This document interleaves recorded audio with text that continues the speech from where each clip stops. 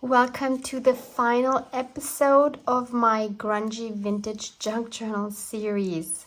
So we've journeyed through crafting a unique cover, selecting diverse materials, and diving into artistic grunge. We've layered for texture, and with the lives remembered digital kit added faces to our pages. Now let's wrap up by adding the final touches and binding them into the cover. So since the last episode, I've added some more faces, so you'll see those in the final flip through. But for now, I want to add some more authentic vintage ephemera. For example, this is a piece of vintage ribbon that I found at a thrift store. And this definitely needs to go somewhere. We have the one here. That might be too much. Let's put the cover aside for now. But maybe here, since we have it here, that would be cool to have it here as well. And it might actually be cool to sew around this. So that's not happening. The piece is too small because the foot of the sewing machine basically covers almost the whole thing, and there's no way I can turn it. So this is what I have. I'm going to leave that in because why not? So let's glue that on.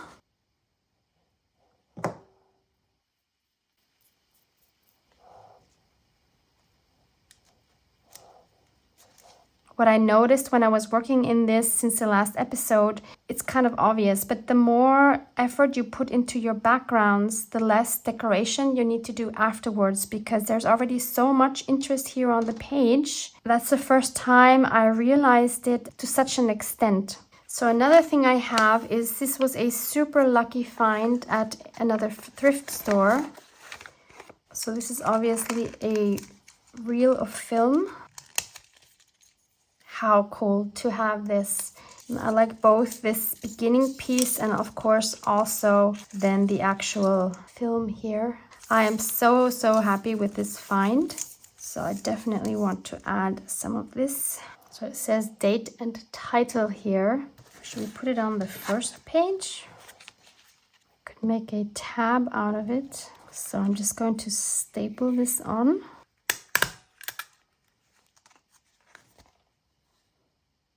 Separately, I'll also have this film strip. This is not from that roll, and I think that would go well here. This one might be challenging to glue.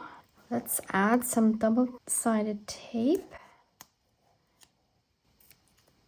And since that's not going to hold well enough, I'm also going to add some glue on top of that.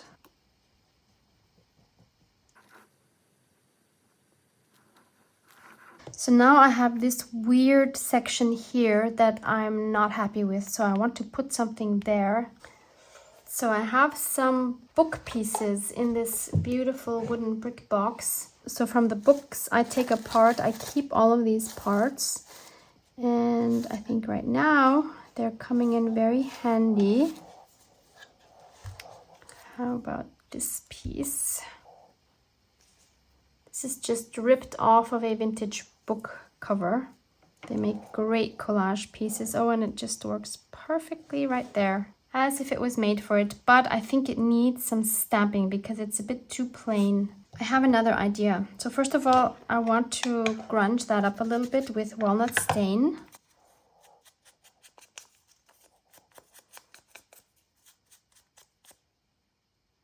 Like that.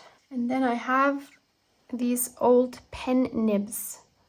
They're just gorgeous, and I think this might be a really fun focal point here, because of course our lady artists would have been journaling. Oh, that's perfect. I'm thinking the best way to attach it would be to sew through that. I think this gray embroidery thread would be perfect here, matches with this here. And then I'll just stitch around where this indent is in the middle. Then I'll just tie off the ends on the back.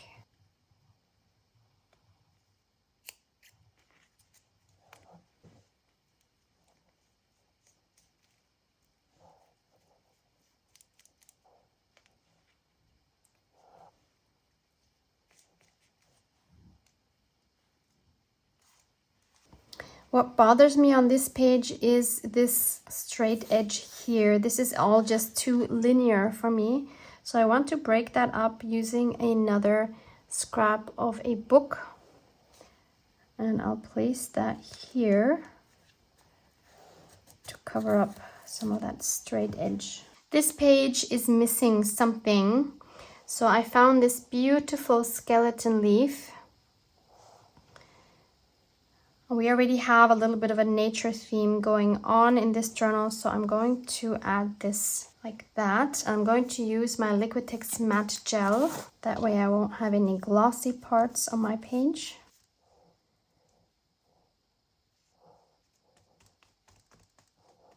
And I'll go over it as well to kind of seal it. And I'm making sure that I only have a very thin layer here. I don't want to see any of the matte gel. And of course also don't want this to break off with time. So the sealing really helps with that. On this page, I'm not happy with this area right here. So I'm going to add the second half of this film strip. And then I'm going to add another nib. So first I need to sew the nib onto the film strip. This time I'll take advantage of the holes that the nib has here to sew that onto my strip. And since it's a bit wobbly here, I also need to add a little bit of glue on the bottom. I hope that will help. And that needs to be clamped down for a while.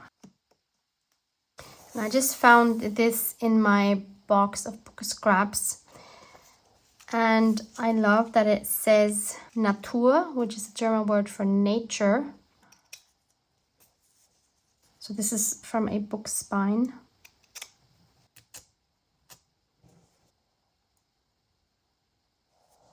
So I also have one of these weird spaces right here.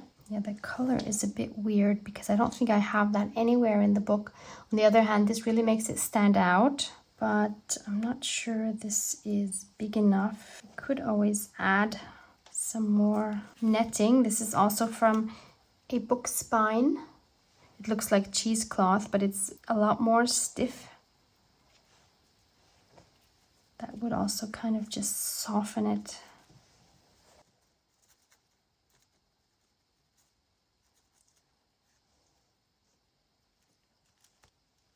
The more interesting textures, the better, of course.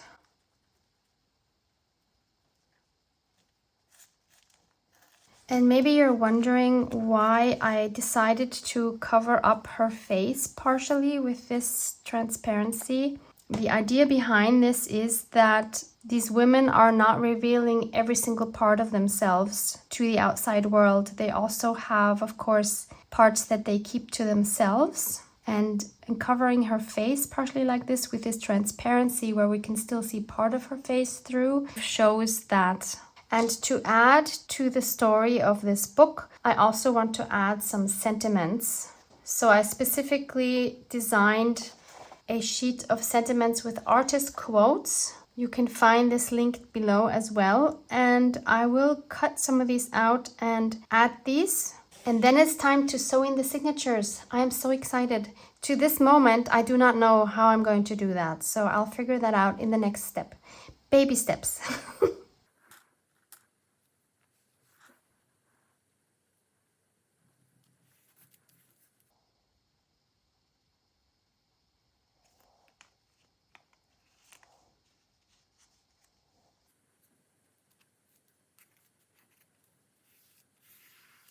So I just noticed that this part here where I have a lot of coffee, you can also see it's shiny, stuck to this transparency here. So of course I want to make sure that doesn't happen again. So I'm just going to take a piece of a white candle and I'm going to rub over that.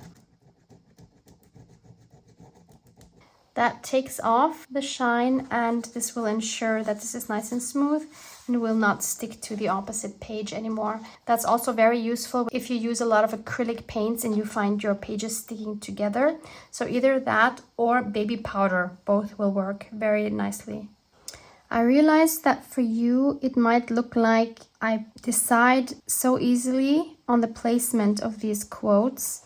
But of course, you don't see all the thinking I do when the camera is off, because that would be super boring for you. For example, the placement of this now took me, I would say, at least 5 minutes, going back and forth between different positions.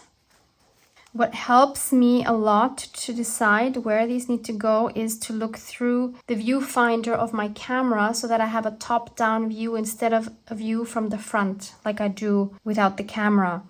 Obviously, if you're not making a video, you're not going to have that view unless you take a photo. So that's something that will really help you look at your page in a different way, from a different perspective, from a more neutral perspective. And of course, these are not just quotes, they are design elements. So they need to work with all the rest of the things that are on the page. They are light, so they have to work with the lighter and darker values of the page. So these are all things I need to consider. I know when you see it through a video, it looks like it's so easy for me, but I struggle as well, believe me. And then there's other pages like this one where the placement comes very, very easily. I put it there, it looks right, and I can just glue it down. And finally, I want to add a little bit more gold touch, because it's me. I'm going to do this using this Inca Gold, which is a fast drying metal gloss paint. You could use wax, you could use watercolor, you could use acrylic paint, whatever you have. I'm going to add some water to this because this has dried up. I don't want it very wet, I want more of a dry feeling. And I'm just going to brush this onto some parts, just so you know this is my journal. I'm going to do my best not to go overboard with this, which is going to be extremely difficult. So you see that? It's really just a touch.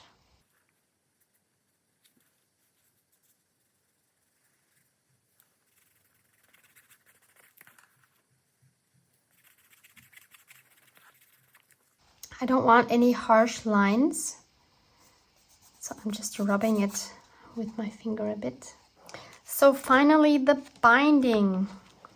I have now decided that I do not want to sew through this spine, so I'm going to make a hidden spine binding. So I cut a strip of the same fabric. So this is a Tim Holtz fabric called Fractured Mosaic. As always, my source for these beautiful fabrics is linked below. It's a German online store. And please keep in mind that no shipments can be made from November 9th to the 30th because the owner, Romy, is away.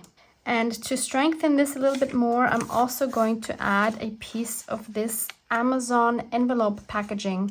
So this is not the kind of packaging you would find in your boxes, but it's the ones that, for example, Amazon sends, which are like a full envelope. They're very difficult to tear, and it's similar to this kind of Tyvek that you would find in express mailers, for example. So I cut this strip to be a little bit wider than my spine, and I cut this strip to be a little bit smaller than my fabric. And I just need to glue these two together.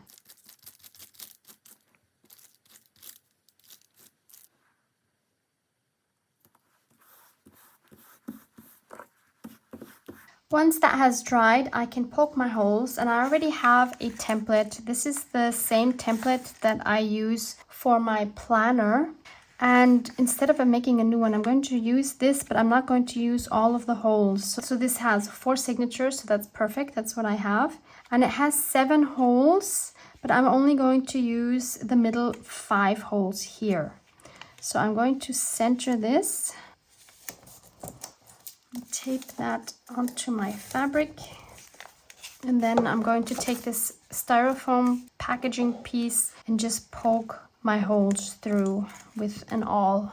If you don't have a template yet, you can easily make one yourself. In this case, I have 1.5 centimeters between my signatures.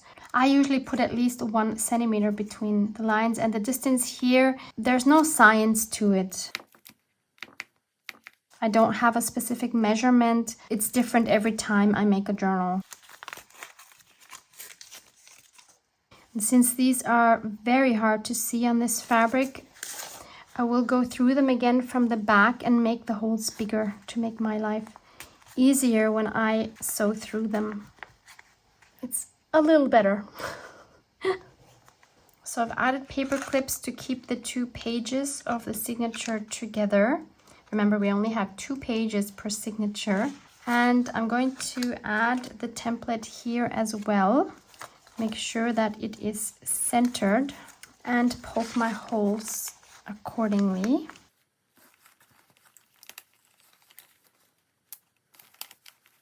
Again, I think these will not be easy to see through the fabric. And I've chosen this color thread. And I'm taking 3 times the height of my pages. 1, 2, 3. Then I'll just weave my thread up and then back down and then tie them off on the inside.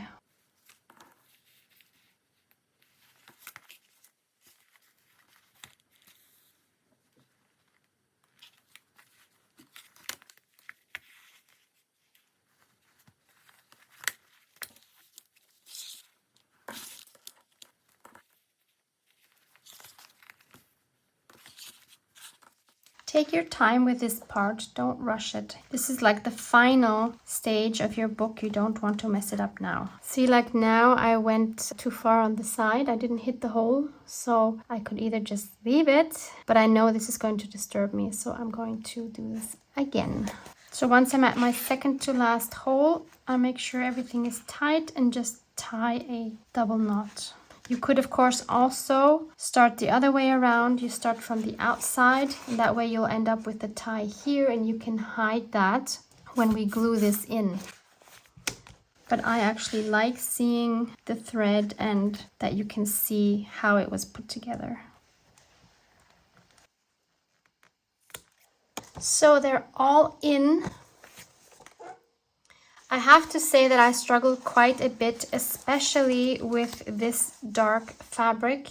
I could not see the holes at all. So I would say this is not a very beginner-friendly way to make signatures.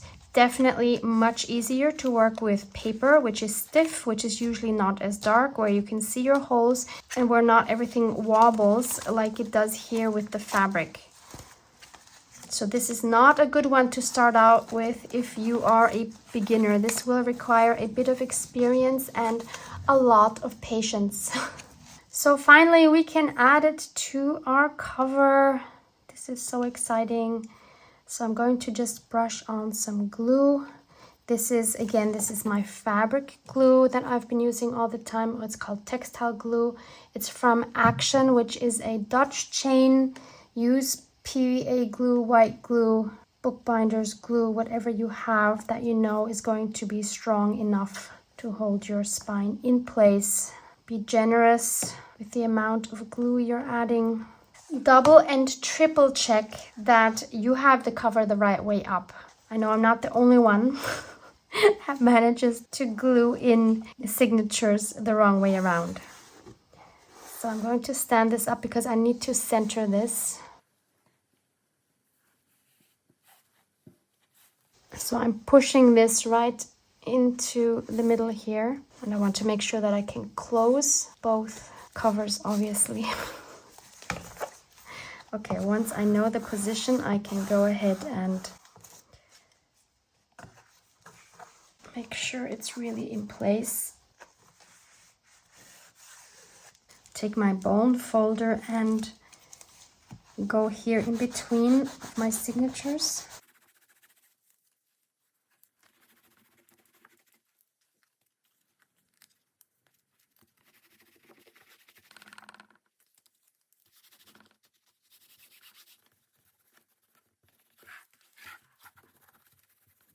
And where necessary, I'm going to add a little bit more glue. So check all your corners specifically. Clamp these together and let that stand up. Once this has dried a bit, I'll give you a proper flip through. It's a few hours later and she is finally done. I have to admit I am quite proud of her. She really touches me, and I would define the style of this book, the one that I would identify most with at this point in time. For me, this is the perfect mixture of vintage, grunge, texture, coziness because of the fabric, and bits of color and gold. So let me share a final flip through. I will also read you the quotes because some of these were new to me and some of them really touch me deeply. Maybe just to remind you, this is the story of two artists who are sisters, and they made this book to honor everyone in their lives who has helped them along their artist journey. In the last episode where I added the faces, I talked more about the background of some of these people. So you may remember this was a pocket. The quote here says, "To be an artist is to believe in life."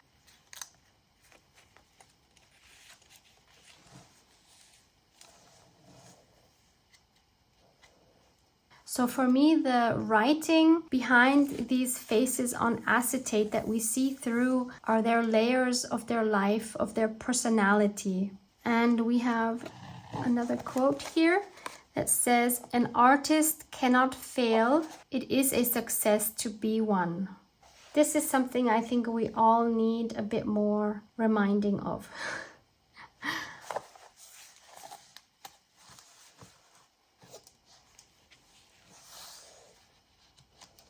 The purpose of art is washing the dust of daily life off our souls. I think that's a very known one by Pablo Picasso. So here I've added Mom on acetate, even though we also have her here printed out on regular copy paper. And I love how different she looks depending on what we surround her with and what we print her out on. And this one has this beautiful back with the mica stains. So please refer to my previous videos in this series if you want to know how I made anything and maybe you've missed that. So I like the repetition of similar images, in particular of faces, and through that making them tell a different story. So this, you may remember, is a belly band. This here, you might recognize, is one of the two sisters from the cover here. So you see here, this was a picture in which the sisters are next to each other, but I wanted to cut them apart. So the other sister is further back. I also wanted them to be shown as individuals rather than just as the identity of being a sister. They also, of course, have their own identity, their own character, their own life. So the separation symbolizes that for me personally. An artist discovers his genius the day he dares not to please. This is my newest favorite quote. This is a quote I think a lot of us need to pay more attention to. I know I certainly need to, because especially having a YouTube channel, of course you're going to make videos that not only you enjoy, but you think your viewers are going to enjoy. I don't know if I'll ever get to this stage with my videos, but it's definitely something to aspire to. This here was a flip, and underneath we have another quote. "Art is not what you see, but what you make others see." I cannot say that I agree 100% with this, because I think both are equal. It's what I see as an artist, but it's also what I make others see, which I think I can only influence to a certain extent, because everybody sees something else in art. But of course, I have to first put my vision down for anyone else to see anything. So, not sure about this one, but maybe I'm also understanding it differently than it's meant. Artists are people driven by the tension between the desire to communicate and the desire to hide. Oh yes, I think many of us can relate to that as well. What a fantastic quote. "The artist is nothing without the gift, but the gift is nothing without work." agree 100%. And I would even go farther and say, if you work hard, even without having the gift, or let's say without having talent, I think you could even go farther than someone who has the gift or the talent and who does not put the work in. Don't underestimate how much practice and experimentation can take you. This here is actually a little pocket. Being an artist means forever healing your own wounds and at the same time endlessly exposing them. Another one I can very much relate with and I love. This one touches me very much. Here we have a little pocket. Underneath, another quote. Art enables us to find ourselves and lose ourselves at the same time. Again, one I can very much agree with. And here we have, the artist is not paid for his labor, but for his vision. That is something many people forget when they purchase a journal or another piece of art.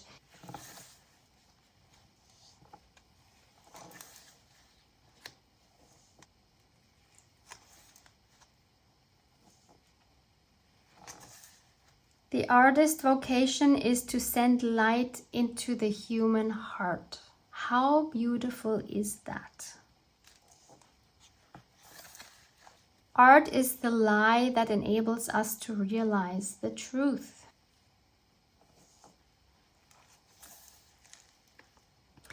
And by the way, all the layers that we added onto our basis are, for me, the different layers of life, the difficulties as well as all the beautiful things. The grunge and the mess shows the messiness of relationships and of lives, and how not everything always fits together, but in the end, it's a whole, it's one story. And finally, I love this last page, by the way. We have "The artist sees what others only catch a glimpse of" by Leonardo da Vinci.